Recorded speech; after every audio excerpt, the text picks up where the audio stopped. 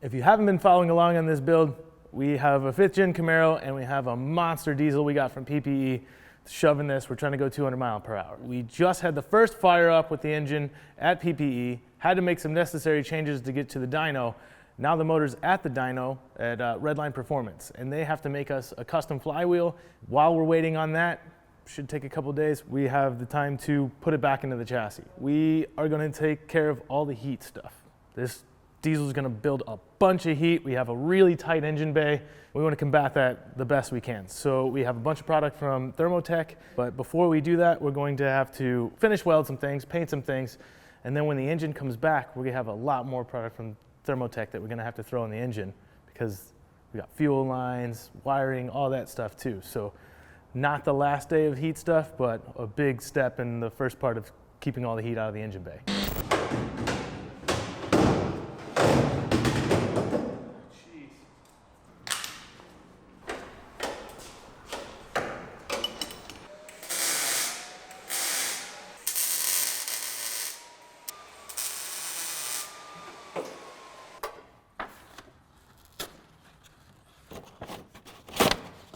Cool. That's about the right length there. That's a lucky guess. Let's get some of that body grease. Now we're talking. Somewhere around that area?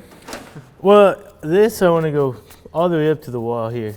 Oh, okay. Because it's going to seal that off. That doesn't matter, but if we set this, the piece on top of it, then we know how much to keep. We got the engine bay all prepped up. I wiped everything down with acetone because what we're using now has an adhesive backing and the other stuff is kind of a spray adhesive. But for right now, what I wanted to do is seal up this portion of the firewall that we made. So we used kind of a really rough template here just to get an idea of what size this has to be, where the holes are that we need to cut through.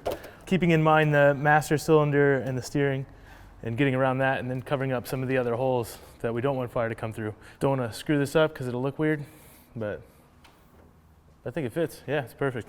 So we'll just draw this out on the ground, cut it out, and apply it.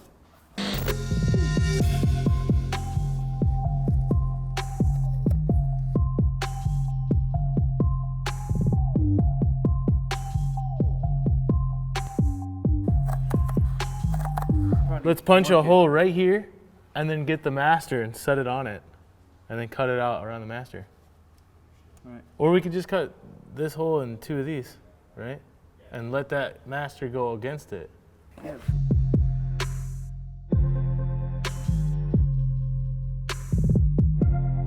As long as it sticks right here, that's fine.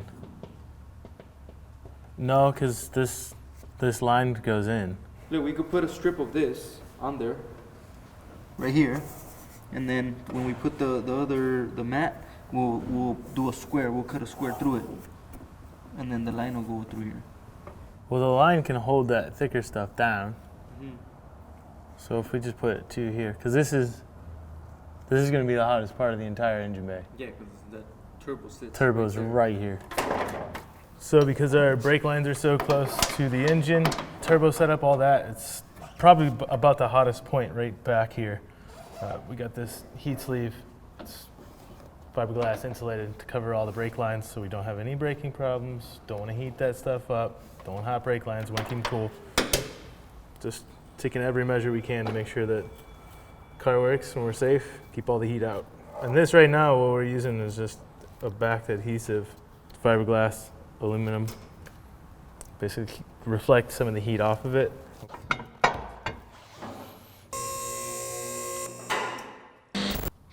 Okay. Oh yeah. That's what I was thinking. It's going to be a little difficult right here. You just cut a slit in the middle, maybe?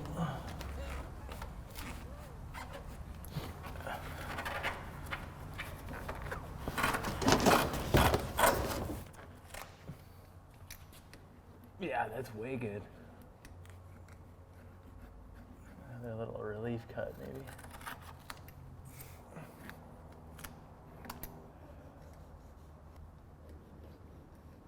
Got the bottom looking pretty good, but I want to trim it from up top. So once I trim this up, make it look good, maybe roll over it a few more times to make sure it's stuck, then we'll just move on.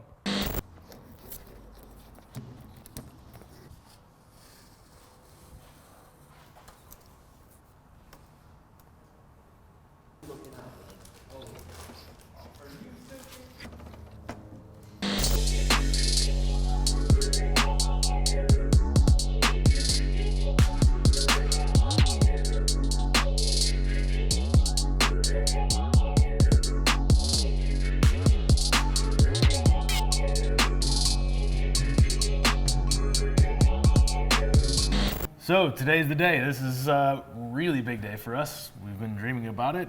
Hopefully everything works out. We're at Redline Performance with the Dyno. We got a guy from SoCal Diesel who's going to be doing some of the tuning today, make sure that we keep it together, right? Yeah, well, that's the primary goal, right? Keep it together and make big power. Make big power. I think power was just going to be pretty easy for us, right? Because all the groundwork's laid out, but keeping it safe, Right, that's kind of where you're coming in. right. We'll do two tunes, right? All right, Stupid and safe. perfect. So We can do that. If we don't make it to our goal, then we'll go stupid. And the cool thing about the diesel is we can give you a switch, so you can dial it in from stupid to safe while you're going down the racetrack.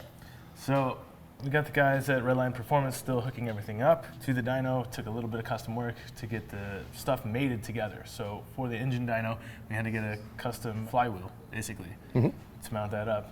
This thing's gonna make a whole lot of power. These guys make a bunch of power with all these sandrail cars. So the torque is what we're worried about, but I think Mike was saying it was safe enough for us to run through this. We'll be behind the glass window. Absolutely. So as far as our steps go, and today, after we're hooked up, we're gonna run somewhat of a baseline, Correct. and then we'll start pushing into boost. Right. Yeah, we'll go through the normal fire up steps, make sure we don't have any leaks, messes, any of that stuff. We'll run some baseline stuff, some soft pulls, and then we'll start leaning on it a little bit.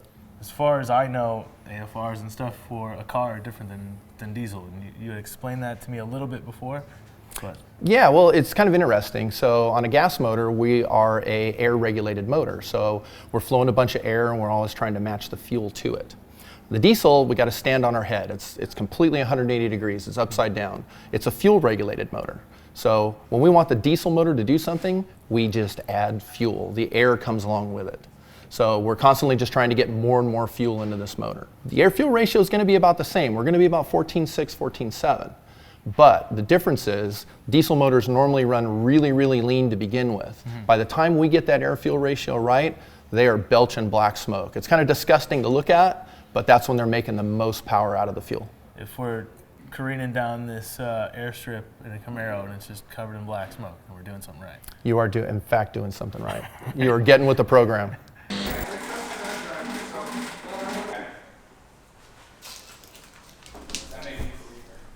Yeah, so go ahead and put fuel in it. Check that. Garbage Make sure you guys don't trip on this one cable. It's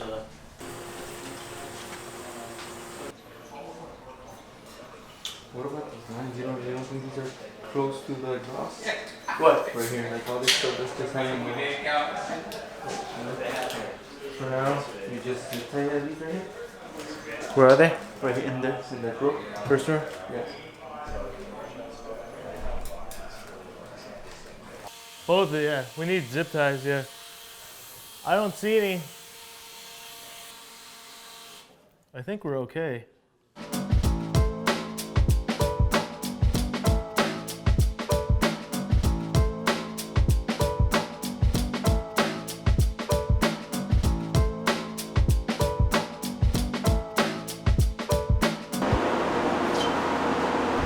Just that little bit up. That's all I need. It sits so even in the car. Yeah. So our steps today, our first one is done. We have the motor hooked up, we've turned it over, we made sure everything works. Step two is to have SoCal Diesel put a pretty good tune on this. We're gonna go for a lot of power, but we also wanna keep it safe. So they're pretty confident that we can make a lot of power out of this engine, and I just wanna keep everything a little bit safe. I don't think we have to go crazy on this to get our goal, but we'll see where we're gonna get. I've never really experienced this kind of power through a diesel. So let's get started. Remember we were talking about it being a fuel-regulated motor? Yeah. When we want the motor to do something, we give it fuel. And diesel fuel is basically lightweight oil. So the cool thing about diesels is they will run on their own oil. yeah, So- as they're blowing up. So if you Yeah. have a catastrophic failure, I've seen runaways. you have zero control over engine RPM. Yeah, as soon as it starts to rise, I'm running. See you guys later. So we're fired up, running through it, looking at all the vitals, make sure everything's okay. The guys at SoCal Diesel are running through a little bit of programming. We got Mike here running the dyno, and what you can't see at the moment is Mike is wearing a hat that says 200 mile per hour club.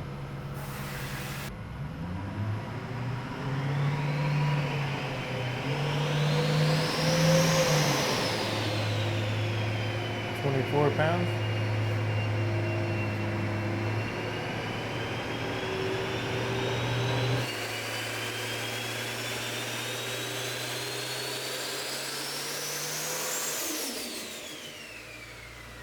Smoky in there.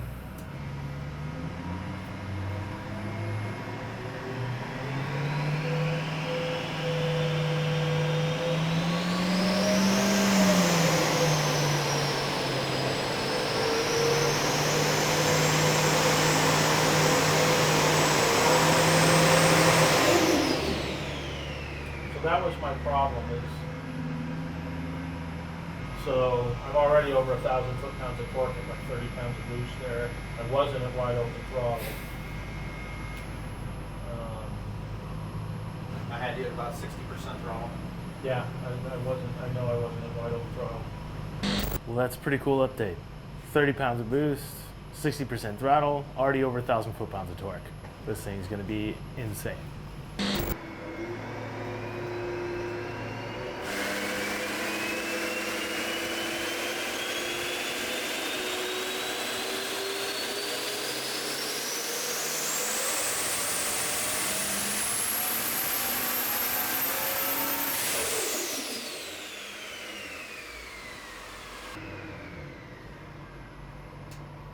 What was that, I 35? was a little over 35.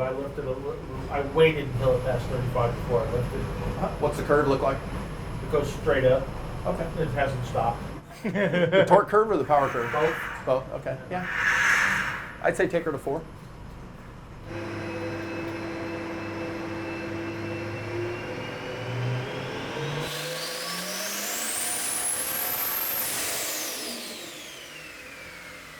That is gnarly. So we're at 750 right now? Horsepower, yes. Is that SAE or STD? SPD. Okay. Want some more? We always want more. That's the whole thing. But Very is good. it going to be safe? Yeah. Well, how much boost did we make? 50 pounds. Okay. Well, we're at over 700 horse, over 1,000 foot-pounds of torque. Mike says if we need to reach for more, we need to add more fuel. I think Guy's going to add more fuel, and we're going to add more power. So Yeah. Everything looks good. I mean, that's the baby tune, so. this is the baby tune, Oh, nice. It's a break-in baby too. the break-in baby tune. What's your main focus when you're looking at this? I'm actually scanning. I'm not focused. Just kind of looking around? I'm trying to look at everything. So I'm Yeah. watching the torque, I'm watching the oil pressure, and I'm watching the boost mainly farther than it got because that's Big spike. those are all the things that if they get out of whack, real far out of whack.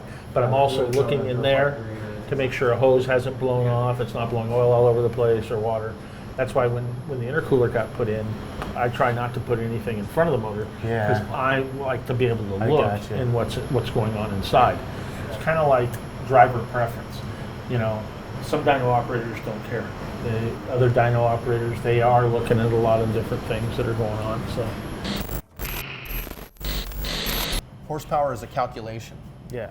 So what we're actually measuring on a dyno is the force, and that's torque, right? So we could put 5,000 foot-pounds of torque against this wall right here, that much force, and if the wall doesn't move, We're about to. we have, you're right, we have 0 horsepower, right? Yeah. Because horsepower is the rate that we apply the force, Right. right? So the formula for that is torque times RPM divided by 52, right? So we measure the force, torque, we multiply that by whatever RPM that we measured, that we were turning the engine when we measured that force, and then we divide it by a constant, which is 52.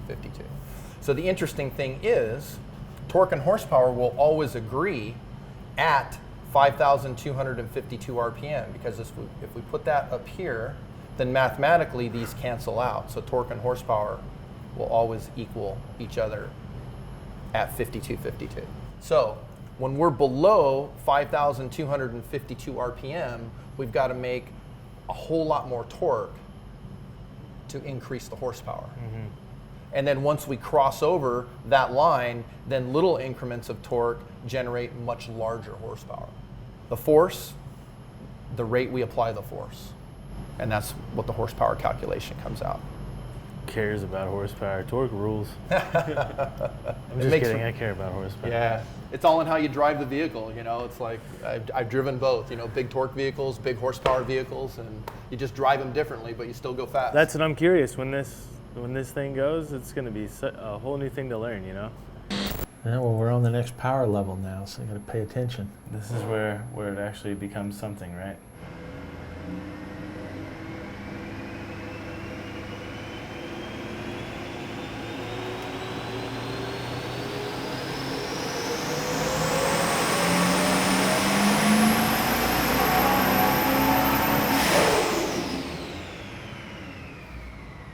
Well, 1,300, call it 1,385 foot-pounds. 1,385 is a good average. And 967 is a peak power number. Boost went to 60 pounds, 4,000 RPM. It's a lot of power. Not for you guys, huh? Standing mile's a little tougher than most people think, so it does take a bit more power. It only takes about 650 horsepower to go 200 miles an hour, but if you're going to do it in a mile, you got to have more on top of it. So We're at 967, 1,300 foot-pounds of torque. That's a lot of power. you're so close to 1,000. It'd be nice to tickle 1,000. It might be nice to tickle 1,000. That's what we're all thinking it, right? You got to do it. It's not like you can't do it. Last bit of the day, close to 1,000 horsepower. Trying to get to 1,000 horsepower or a little bit more. Bumped up a little bit of fuel. Did he say he was going to change that? See if we can make it.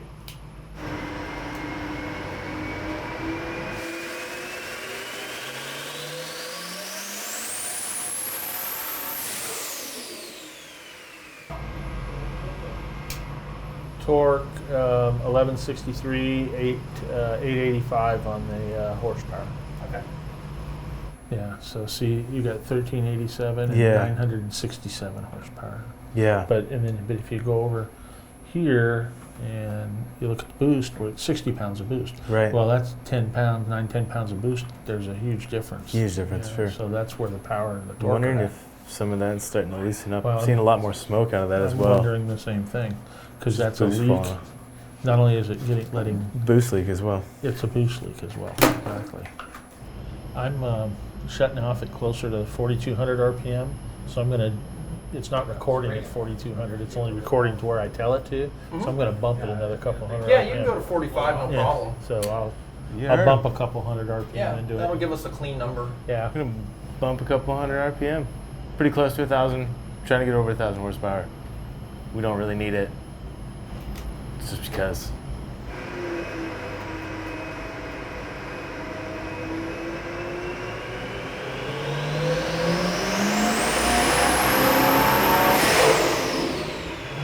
That should have been better. So peak torque 1212, 964 on the horsepower at 4,200. What was the boost? 54.4. All right, let's put some boost to it.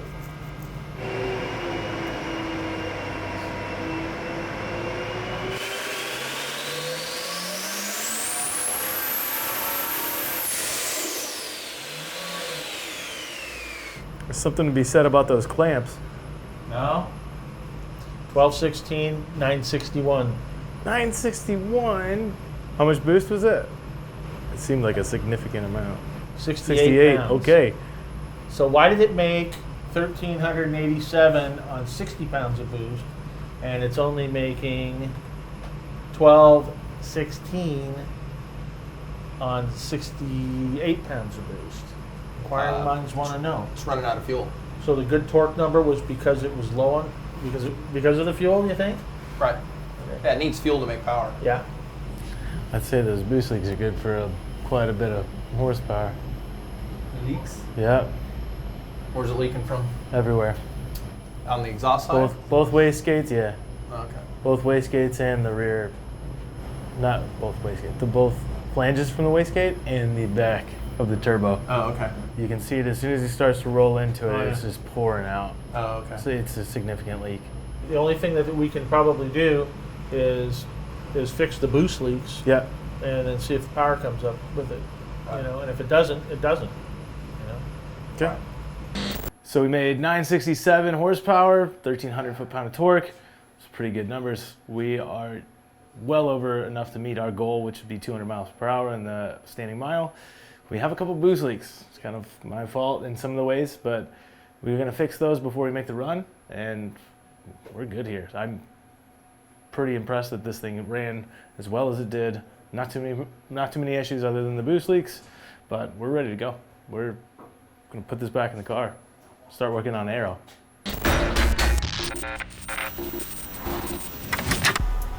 There's a crack in this door because something blew up in here.